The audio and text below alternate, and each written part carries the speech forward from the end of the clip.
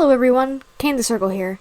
So, I came across a tweet that I found really interesting, more or less because I found it quite stupid, and well, a lot of others seemed to see it the same way I did.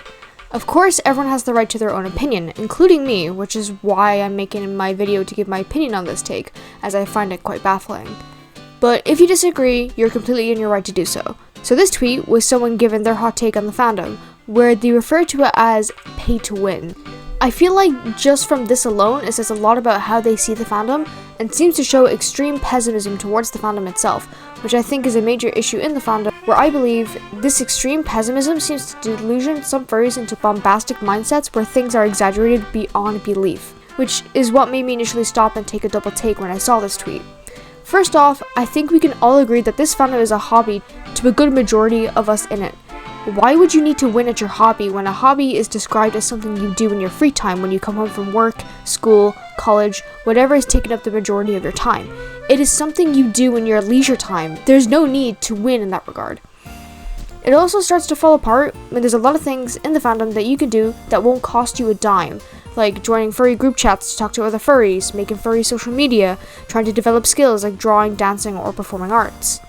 This is where I think the false perceptions some people have of the fandom come into play. I feel like some people in this fandom feel like in order to be a furry, they gotta dedicate their whole life to it. That includes making a name for themselves, traveling to conventions, commissioning art, fursuits, content creation, etc. When in reality, all you need to do to be a furry is to call yourself a furry and have an interest in anthropomorphic animals. It really is that easy, and if anyone tells you differently, they're just an asshole. Simple as.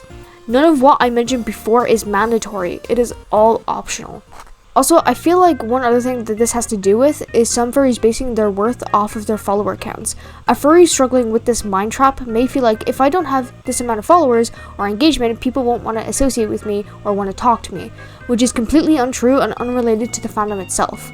If you are a genuinely nice and kind individual, people will not care about your account's low follower count or engagement. Hell, there are so many big furries in the fandom that people dislike because of the impact they've had on the community itself. Platforms and money cannot fix a bad personality or repair the damage someone has caused from saying or doing awful things.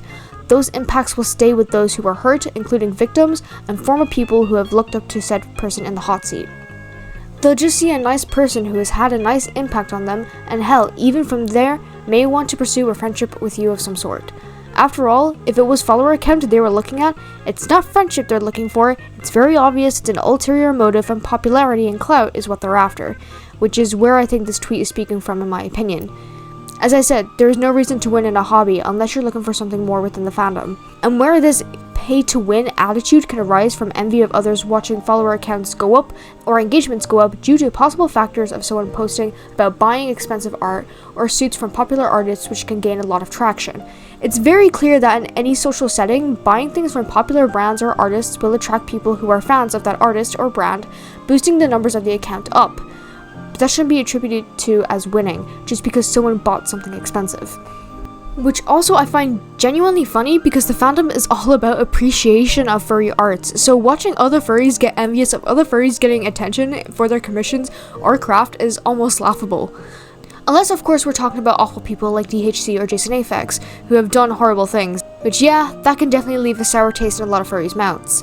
Watching them still getting work after being exposed for doing things that are unforgivable, that's a completely valid and understandable take. It may feel like to this type of furry struggling with this mindset, what they are doing is not worth anything, or that because they are not popular, that they are less, which is simply not true, and is a personal issue that the furry themselves struggling with this mind trap must deal with themselves, rather than distorting it to something like the fandom is paid to win. When that has nothing to do with the furry fandom at all, because if you were to take furry out of it, it would be applicable to almost every other fandom out there. It is not an exclusive furry issue. I also do want to add, wanting to get noticed for your craft is not a bad thing. Hell, why would you even share it online if you don't want it to be noticed? You are allowed to want engagement from your craft or wanting people to see your work, but don't let things like this delusion you into thinking that this is a pay-to-win game. It's just that well-known artists within the community get boosted due to the fan base that they may have, and it has nothing to do with you personally as an individual. And at the end of the day, everyone has their own perception of the term winning. But winning in terms of the fandom, I don't think this person was talking about. It's pretty clear this was about a pay to win at getting clout and attention. After all, this fandom is a hobby and should be treated as such. But with that, I hope you guys enjoyed this video. I hope you guys like this new style of content, and I hope it provides a little bit more insight for you guys. So, yeah, and I'll see you guys in the next one. You never see it coming.